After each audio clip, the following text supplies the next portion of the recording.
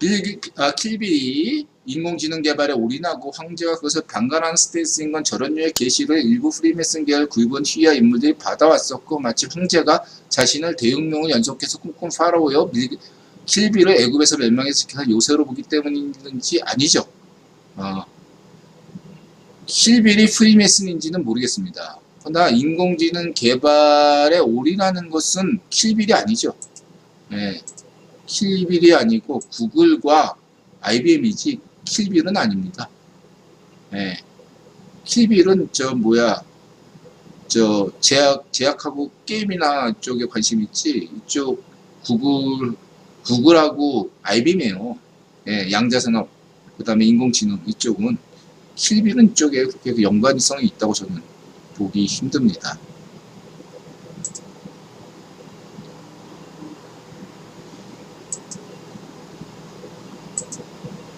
2060년 대재앙론은 충분히 근거가 있는 주장입니다.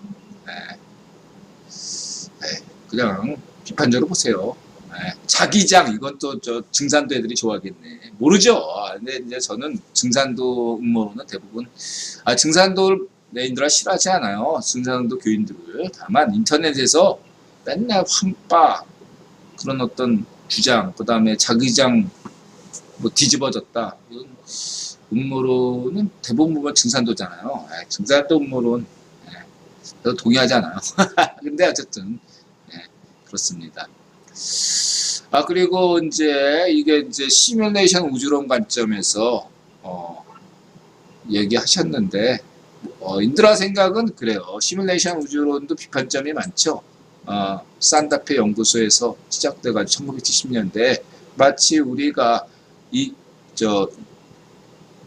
컴퓨터에서 만든 코드로 이렇게 3D 복사기를 만들듯이 코드만 알면 이 우주를 만들 수 있다. 그런 영향을 받아가지고 만든 영화가 인터스텔라고, 그런 관점에서 시뮬레이션 우주론. 그래서 뭐 파동론 있다가 우리가 거기에 도달하면은 형상화된다라는 건 마치 우리가 우리 그래픽 게임에서 들어갔을 때, 우리가 막 달려가면 그 그래픽이 점점 우리에게 그럴듯하게 보이는 위치, 그런 식으로 얘기하는 건데, 저는 그거보다는 시뮬레이션 우주론도 뭐 이렇게 비판점도 많고, 얘들은 완전히 동의하지는 않아요. 근데 일론 머스크 같은 경우는 그럴듯하다 이렇게 얘기하기도 하던데, 저는 뭐 가상현실 얘기할 때는 시뮬레이션 우주론이 가장 떡밥이 좀 크죠. 근데 이제 인드라 매트릭스 우주론, 그러한데 인드라 관점에서는 이제 그거보다는 저는 그 생각, 엔트로피를 생각해요. 엔트로피.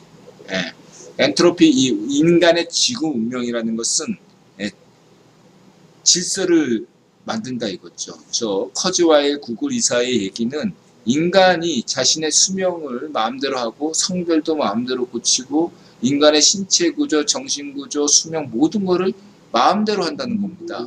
질서적으로 보다 자신이 원하는 방향으로 간다는 거죠. 이거는 엔트로피 입장에서는 굉장히, 엔트로피라는 건 무질서도로 오잖아. 무질서한 건데 굉장히 질서 있게 간단 말이에요. 근데 이 문명이라는 것은 한편으로 쓰레기를 버르듯이 다른 방면으로 엔트로피를 많이, 무질서를 그만큼 더 배출해야 돼요. 그러니까 다시 말해서 인간이 어떤 측면에서 저렇게 고도로 질서화되면, 문명화되면 반대로 반드시 인간은 그만큼의 쓰레기를, 고도의 문명을 만들기 위한 쓰레기를 내버려야 돼요. 그게 무질서란 말이에요. 그게 마치 인플레처럼 인간이 예측하지 못한 변수가 돼서, 그게 화산의 마그마가 돼서 인도네시아 화산처럼 터지듯, 백두산이 터지는 듯, 후지산이 터지듯 무엇이 될지 모른다 이거죠. 뭐 그 화산이 터져가지고 지구를 덮어버리면 어떻게 되죠? 빙하기가 오죠. 예를 든다면. 그래가지고 대멸종 위기가 있었죠. 6번의 대멸종 시기가 있었는데, 최근의 사례는 인도네시아 화산이 폭발해가지고 전 세계 인류가 단 18명만, 뭐 수천 명 예, 인드라가 최소 18명만 살아남고 나머지 다 죽었다. 인도네시아 화산이 폭발하는 바람에. 예, 근래에 살았는 대멸종사에. 어쨌든 간에 그건 알 수가 없죠. 중요한 건 인드라가 유력한 가설로 삼는 것은 엔트로피 가설이다. 지구의 문명이 지나치게 발달하면 예, 그만큼 쓰레기가 버려져야 되는데 그 쓰레기가 엔트로피다. 그 엔트로피가 어떻게 작용할지 모르지만 작용과 반작용처럼 문명이 고도화된 만큼 그만큼의 엔트로피의 영향력도 무질서도 커져가지고 예, 뭔가 질서 있는 문명과 충돌할 위험이 더 빈도가 확률이 높아진다. 이 정도는 얘기할 수 있겠어요.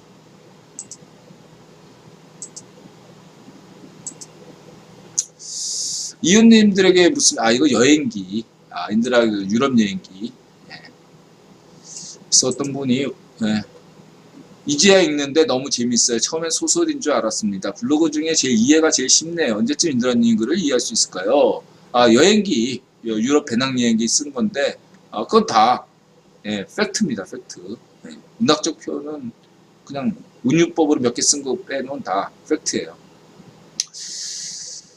2060년 지구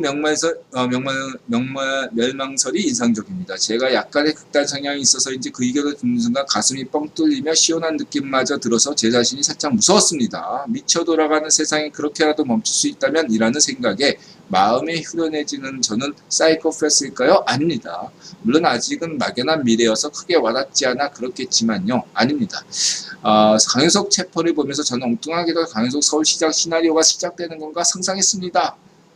그럴 수도 있겠네요. 강효석 인성은 별로 마음에 안 들지만 서울시장 시키면 엄청 잘할 것 같습니다. 자, 하다 보니까 3시간짜리가 되네요. 오늘 방송. 1분 쉬었다가 1시까지 무조건 1시에 끝내겠습니다. 방송을. 오늘 시간이 너무 길면 안 되니까 1시까지 방송하고 무조건 끝내겠어요. 오늘 조 바이든님께서 쇠뇌 시스템. 인간은 늘 쇠뇌당하고 있습니다. 여러분도 그렇고 나도 그렇고 무언가 인간은 공감세포의 장점은 신을 발견한다는 장점이 있어요. 동시에 공감세포는 동시에 신을 발견하는 것이 장점인 반면에 부작용은 공감세포의 부작용은 동시에 그 신을 착각할 수 있다는 기능도 있다 이거죠. 신을 착각한다. 신을 착각하니까 우상이 되고 우상을 숭배하다 보니까 파시즘이 나온다 이거죠. 거짓 세뇌된다 이거죠. 그래서 우리는 늘 세뇌되고 있다 이거죠. 세뇌되고 있어요. 다만 세뇌되는 어떤 차원이 다를 뿐이지. 우파든 좌파든 인드라 좌우파 떡밥에 넘어가지 말자 이렇게 주장하는 인드라 역시도 어느 정도의 세뇌는 돼 있죠. 그리고 사람은 세뇌되지 않으면 나쁘게 표현해서 세뇌라고 했지만 어쨌든 인간은 무언가를 믿지 않고서는 살아갈 수 없는 존재예요. 인간의 숙명입니다. 네안데르탈인과 호모사피엔스의 투쟁에서 호모사피엔스가 살아남았던 이대로 인간은 무언가를 믿지 않으면 단 하루도 살 수 없는 존재가 인간이에요. 인간은 도구의 존재가 아니라 믿는 존재예요. 신을 믿는 존재가 인간입니다. 신을 믿는 존재. 그러니까 인간을 규정하는 건 인간은 그렇게 생각해요. 신을 믿는다. 신을 믿기 때문에. 근데 그게 무언가를 믿는다로 대체되는 순간 신을 믿는 것이 아니라 무언가를 믿는다는 걸로 대체되는 순간 가짜 정보가 들어오기 시작하면서 가짜 정보도 인간은 공감세포로서 받아들여요. 드라마를 보듯. 그리고 그걸 구별할 수 있는 능력을 점점점 상실해 가는 거죠. 그거는 어떻게 갈지는 우리는 모르겠습니다.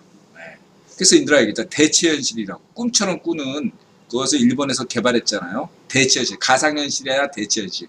우리가 꿈에서 꾸는 거는 그게 논리가 맞지 않음에도 불구하고 우리는 그냥 받아들인다고요. 지금의 가상현실은 우리는 가상현실에 있으면서도 저거는 가짜라고 인식하지만 대체현실이라는 것은 그게 가짜인지 현실이 아닌지 구분이 안 되는 거예요. 그러니까 그래픽이 엉터리여도 대체현실적인 가상현실 게임이 아니라 대체현실 게임이 되면 그게 그래픽이 엉터리여도 현실감 있게 받아들인다 이거죠. 그 대체현실이라는 게 진짜 무서운 겁니다. 약물 주입과 같은 거예요. 약물 주입하면 꿈인지 생시인지 구분을 못 하잖아요. 예. 그런 것처럼 예. 대치현실이라는 것은 가짜 정보가 진실인 양 우리 뇌에 심어진다 이거예요. 예. 그게 마치 신처럼 여겨지는 거죠. 예. 신을 믿는 존재인 인간의 정신을 타락시키는 거죠. 짐승이 되고 파시즘이 되는 겁니다. 파시즘은 감성만 있어서 그런 것이 아니라 이성과 감성이 균형을 맞추면서 살아온 게 오늘날서 호모사피엔스라면 감성이 과잉되거나 이성이 과잉될 때 나타나는 현상이 파시즘이다. 이게 오랜 인드라 파시즘 연구에서 결론이에요. 예, 파시즘을 막기 위해서는 감성과 이성이 잘 균형 감각을 발휘해야 되는 것이 발휘될 때 파시즘에서 피할 수가 있는데 그렇게 균형 감각을 균형 감각 있게 사는 게 굉장히 힘들다. 예. 천국은 멀리 있고 지옥은 가까이 있고 예. 법보다 주먹이 가깝고 예. 그런 세상에서 우리는 살고 있다. 예.